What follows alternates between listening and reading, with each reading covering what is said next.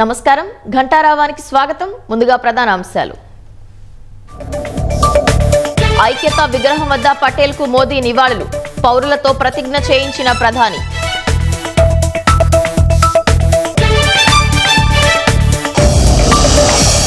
తెలుగు రాష్ట్రాల్లోనూ ఘనంగా ఏక్తా దివస్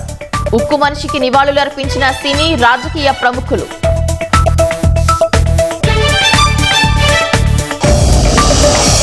బాపట్ల జిల్లాలో మురిగిన పంటలను పరిశీలించిన మంత్రి గొట్టిపాటి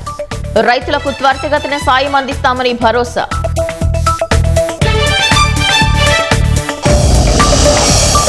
ప్రకాశం బ్యారేజ్కు తగ్గుతున్న వరద 4.22 లక్షల క్యూసెక్కులుగా కొనసాగుతున్న ప్రవాహం